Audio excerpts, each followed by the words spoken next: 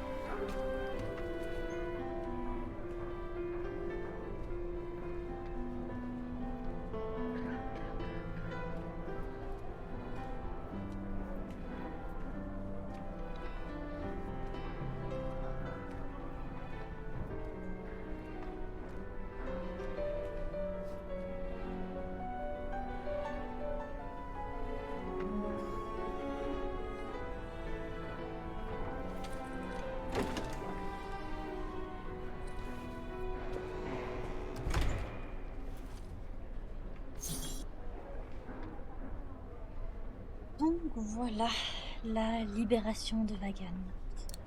Au cas où, on va quand même continuer un peu notre petite lecture maintenant qu'on a moins à lire. 20 avril 1945. Je ne trouve pas mes mots. Avoir pu rejoindre Léon au refuge a soudain ouvert une nouvelle porte vers un possible avenir meilleur. Nous deux, ensemble, au bal Taillard, avec les Gorons. Mais c'est une porte que l'ombre brune s'évertue une fois de plus à tenter de nous claquer au nez. Cette fois, c'en est trop. Wagon, l'Europe, toutes ces tueries. Cela doit cesser. Je ferais mieux d'aller faire mes adieux à Lenny. Je lui dois bien ça. Ensuite, je laisserai ce continent de mort et de ruines derrière moi.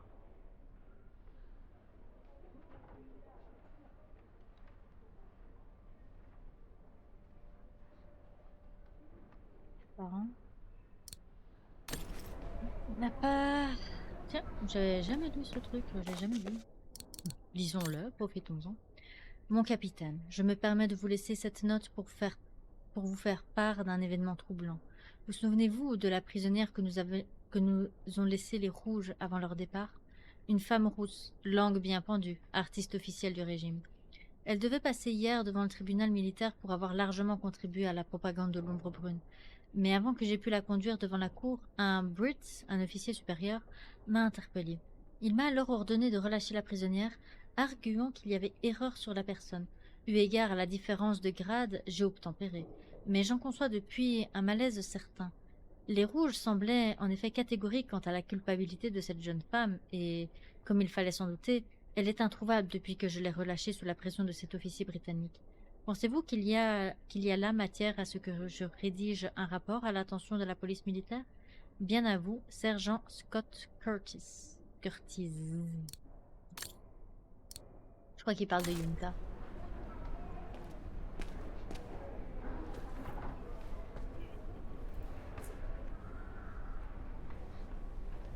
Sale porc.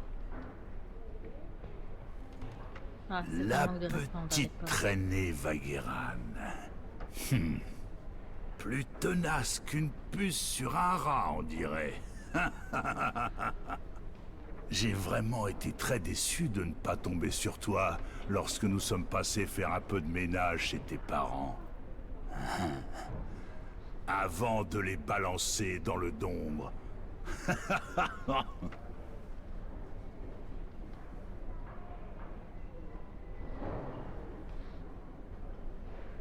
Ouais, on n'a plus d'énergie, n'est-ce pas?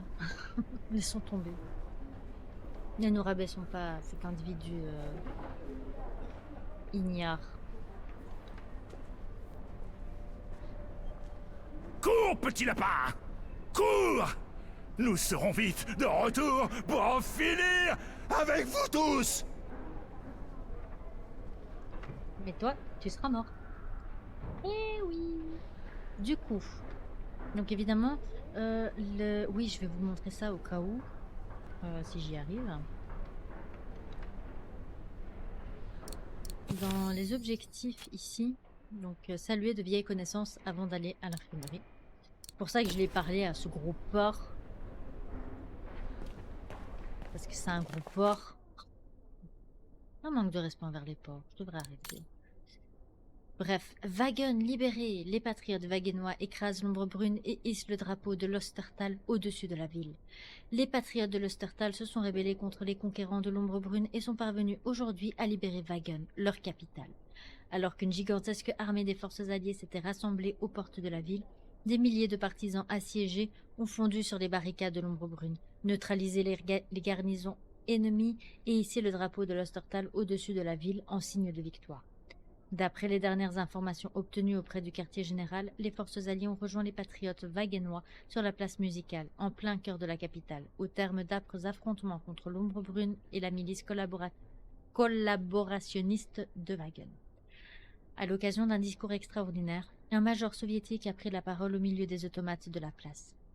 Ce dernier a alors déclaré « Nous n'aurions jamais pu connaître ce grand jour de libération sans la contribution de tous à l'effort de guerre, et tout particulièrement celle de la grande usine soviétique de la cité industrielle de Komkolzgrad. » On y a été durant le 1, il me semble.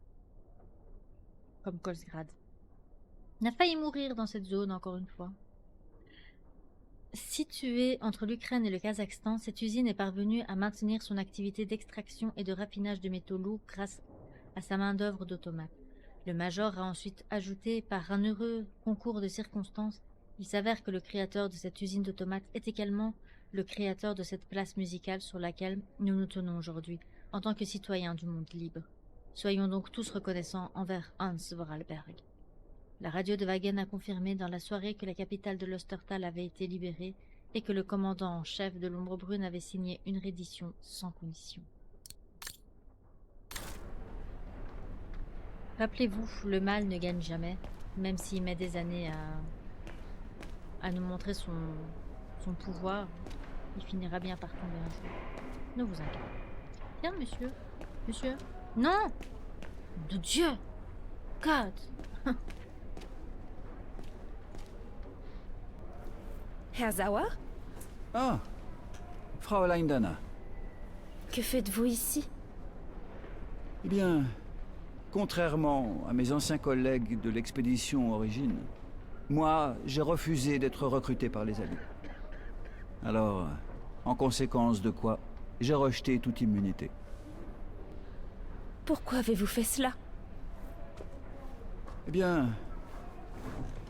tout ce qui comptait vraiment pour moi dans la vie, c'était mener à bien mes recherches anthropologiques.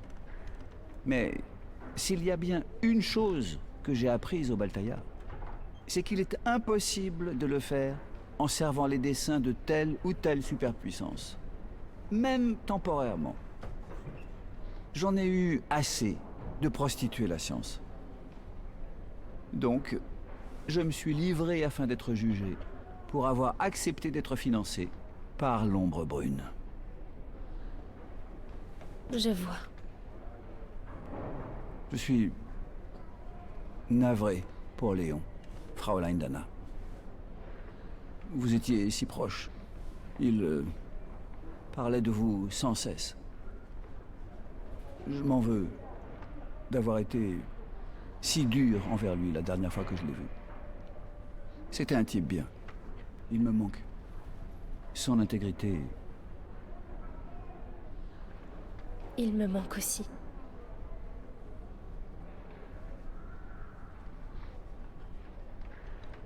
Herr Sauer, Oui, Fräulein Dana?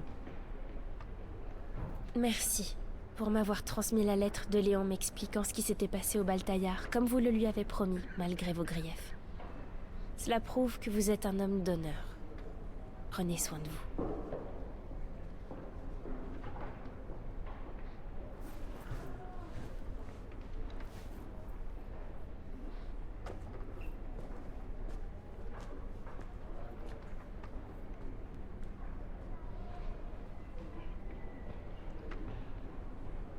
Ouais. Il n'y a pas grand-chose à dire, hein, celui-là. Ça ne Depuis suffit la pas. libération, tout le monde à Wagen semble être à la recherche de quelqu'un.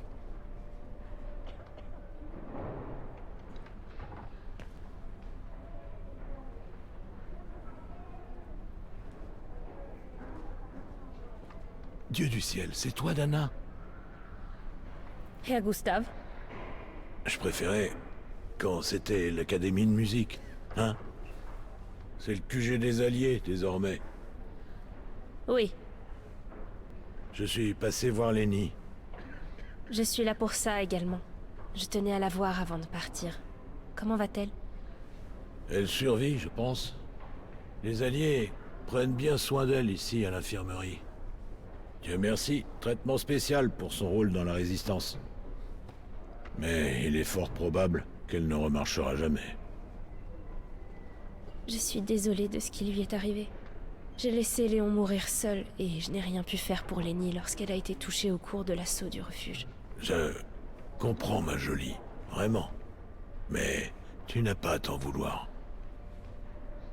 Des regrets, nous en avons tous. Et certains, plus que d'autres. Surtout en temps de guerre, Dana. Ainsi va le monde. Mais il faut s'efforcer de faire avec. Peut-être que, en laissant l'eau couler sous les ponts, nous verrons revenir les signes, et nous pourrons à nouveau tous vivre ensemble. Juste comme avant.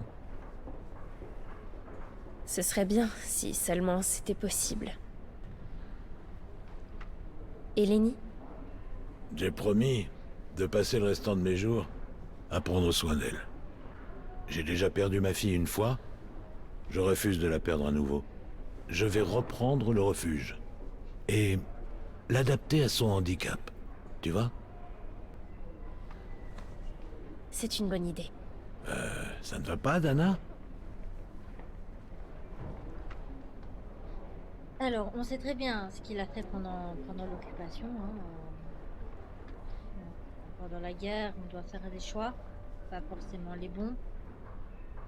Du coup, on va quand même lui demander. Qu'avez-vous fait pendant l'occupation? Lenny n'a jamais voulu en parler.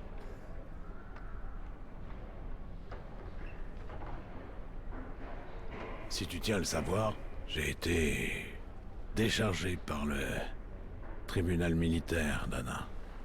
Ça a peut-être un rapport avec le fait que ma fille soit une héroïne. Quoi qu'il en soit, j'ai été lavé de toute accusation. Oh, je vois. Je vois parfaitement, Herr Gustav. Bonne journée à vous.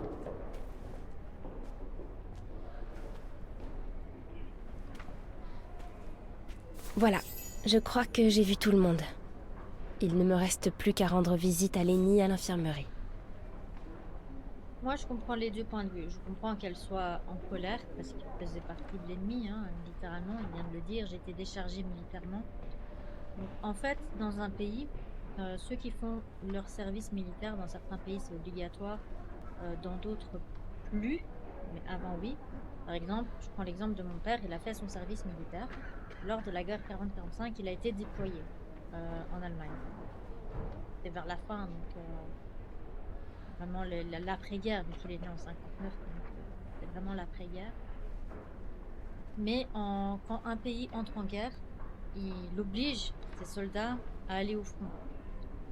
Et si tu ne vas pas au front, ben, tu es considéré comme déserteur. Un chouette film qui résume bien cette histoire de guerre, de désertement et tout ça, c'est la comédie musicale R, H-A-I-R. Ça, si vous pouvez le regarder, c'est un vieux film, enfin c'est une vieille comédie musicale. N'hésitez pas à le faire, ça explique vraiment bien toute cette histoire de se combattre pour sa patrie et de gens qui ne veulent pas combattre. Donc c'est un peu ce qui se passe avec les soldats russes en ce moment. Peut-être que parmi les soldats, il y en a qui ne veulent pas se battre, mais ils sont obligés, parce que sinon, s'ils sont considérés comme déserteurs, ils seront tués, tout simplement. Et du coup, pour protéger leur famille, ils sont obligés de faire un choix. Et parfois, c'est soit de combattre pour une idéologie qui ne leur appartient pas, soit de déserter et de risquer de perdre la famille, etc. Il a dû faire un choix. Sa fille a décidé, elle, parce qu'elle n'était pas, elle n'a pas fait son service militaire. Généralement, à l'époque, les femmes ne le faisaient pas. Enfin, je crois, pas sûr. Mais en tout cas, elle a décidé de combattre pour la résistance et contre l'Ombre Brune. Mais son père d'après ses dires à elle, par lâcheté, a préféré rejoindre l'ombre brune. Mais c'est un peu plus compliqué que ça, on va dire. C'est un peu plus compliqué que ça. Donc moi, je comprends les deux points de vue. En même temps, voilà. C'est assez compliqué en temps de guerre de choisir un camp, même si on sait que notre camp n'est pas forcément le bon. T'as quand même ce côté où tu combats pour ta patrie et de l'autre côté tu combats. Enfin, voilà. C'est assez compliqué. Je vais pas trop aller dans les détails parce que je suis pas militaire donc je peux pas comprendre ce que eux ressentent. Mais voilà, les gens ont tendance à dire mais t'as le choix de dire non et tout ça, mais les soldats n'ont pas forcément le choix en fait. C'est ça qu'il faut se mettre parfois dans la tête, c'est que en temps de guerre, le soldat n'a pas le choix. Il est soldat pour un pays, il doit combattre pour son pays, même si ça ne le convient pas. Voilà, on voulait juste parler de Herpustar qui, on sait très bien qu'il voilà, il regrette ses choix. Il a, certes, grâce à sa fille, il a peut-être été lavé de toute accusation, mais c'est pas pour ça que lui, il va vivre heureux maintenant qu'il a fait ce choix-là. Au contraire, il va le regretter toute sa vie. Surtout que il est en partie responsable de ce qui est arrivé à sa fille, vu que sa fille lui a dit voilà, à tel endroit, il y a une vaguerade, machin, machin, machin, opération, machin, machin, machin, machin. Donc lui, il est allé le référer à ses supérieurs et ça en est suivi que Léon est décédé et sa fille s'est fait tirer dessus et est complètement paralysée des jambes. Voilà, je pense que la vie l'a assez puni, entre guillemets, par son choix et il le regrette amèrement. Donc voilà, la justice a décidé de le laisser tranquille. Et bien dans ce cas, on va le laisser tranquille, nous aussi. Et attention, hein, je ne conçois pas ce qu'il fait, mais je peux comprendre que, en tout cas à cette époque, c'était vraiment compliqué en tant que personne qui a fait son service militaire, c'était compliqué de refuser un ordre venu d'en haut. Voilà, je pense je préfère me dire qu'il a préféré choisir de protéger sa famille et d'éviter toute, comment on dit ça encore, réprimande envers sa famille plutôt que de déserter et de risquer de la perdre dès le départ. Là, on peut dire, voilà, certes, elle l'a combattu, elle a pris les armes, c'est son choix à elle, mais lui, il a tout fait pour essayer de la protéger. Je préfère partir de ce principe-là. C'est assez compliqué, hein, les temps de guerre. Franchement, j'ai une petite pensée pour l'Ukraine actuellement. J'espère que ça va vite se régler cette histoire pour l'Irak, l'Islam, l'Israël et tout ça. J'ai aussi des pensées pour eux qui sont toujours en guerre. J'espère que ça se réglera assez vite et qu'on pourra retourner en paix assez rapidement. Donc, voilà.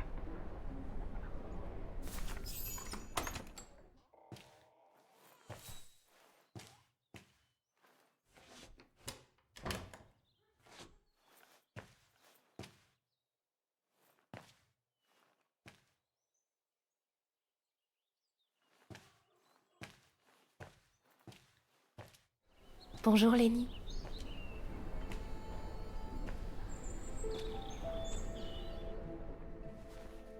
Je dois partir, Lenny. Chaque jour passé à Wagen est une véritable agonie pour moi depuis la mort de Léon. La ville a été libérée, mais je sens que je n'arriverai pas à rester ici. Alors, j'ai décidé de partir pour l'Amérique.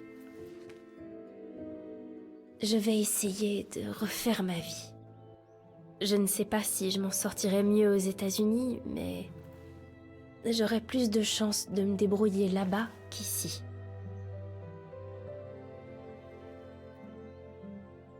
Tu ne seras pas toute seule, Lenny. Ludwig reste avec toi. Il t'aidera à retrouver le corps de Léon dans la montagne. Et puis je t'écrirai, souvent. Je ne t'oublierai pas. Je suis sincèrement désolée.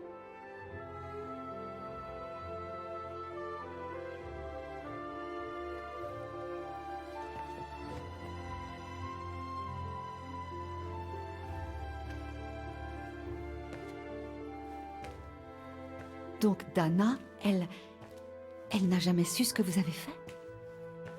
Effectivement.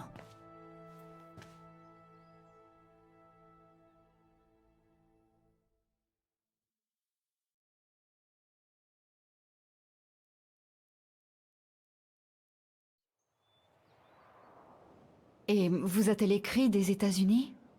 Comme elle vous l'avait promis? Elle l'a fait pendant les 40 années qui ont suivi. Elle est encore en vie, alors? Je ne peux rien affirmer, mais il y a des chances. Que voulez-vous dire? Rien. J'en ai assez de devoir tout expliquer, y compris à moi-même.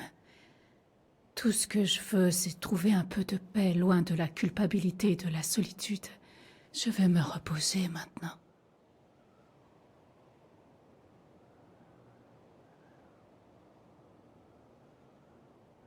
Il n'est pas trop tard pour vous pardonner. Je ne saurais comment, même si je voulais le faire. Le seul moyen est d'essayer. Merci, Fraulein.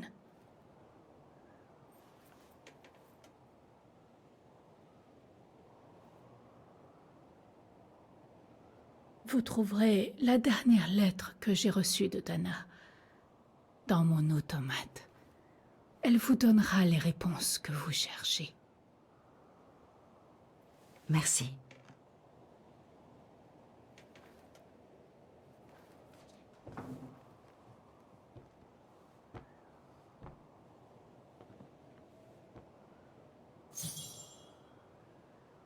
Ok, elle aussi, évidemment, ben, ce fut un choix qui l'a amenée à devenir paralysée. Mauvais choix, clairement. Mais bon, voilà les sentiments d'une femme, n'est-ce pas? Attention avec les femmes jalouses, sincèrement. Faites attention. On est plus cruel que vous ne le pensez parfois. Donc voilà. Donc voilà, je vous laisse à vos idées par rapport à ça. Vous pouvez être d'accord, pas d'accord avec ce que je raconte. Franchement, c'est vous qui voyez. Moi, en tout cas, dans le jeu, je parle pas de la vraie vie, mais dans le jeu, je préfère considérer ça comme ça. Ça soulage quand même un minimum de poids. C'est vraiment lourd, hein, ce jeu est vraiment lourd. Mais voilà. En tout cas, pour le père de Lenny, moi, je pense qu'il est... On dit toujours, on a le choix. Ben là, c'était le choix. Ta famille et toi, vous mourrez, ou tu combats pour nous et ta famille est sauvée. Et je pense qu'il a préféré sauver sa famille. Voilà, tout simplement. Sincèrement, regardez R.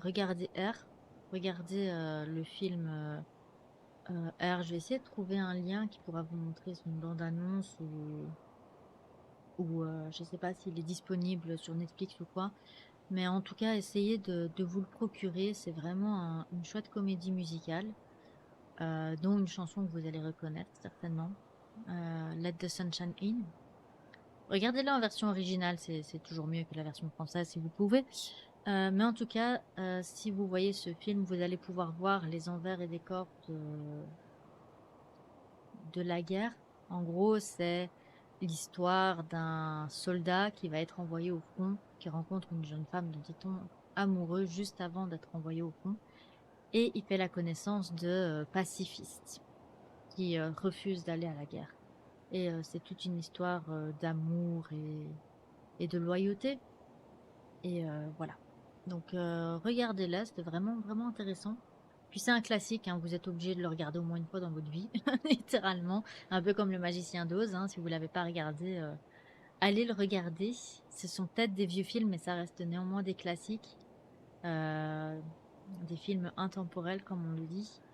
Donc voilà, je vais couper cet épisode maintenant. Ça sera un épisode un peu plus court, mais avec toutes les révélations qu'on a eues, la mort de Léon, Lenny, enfin l'histoire de, enfin la confidence, on va dire, je sais plus comment ça s'appelle, mais bon voilà. Et Lenny a avoué son crime entre guillemets. Pourquoi elle nous a pas dit tout ça? Ben, parce que c'est à cause d'elle que Léon est décédé.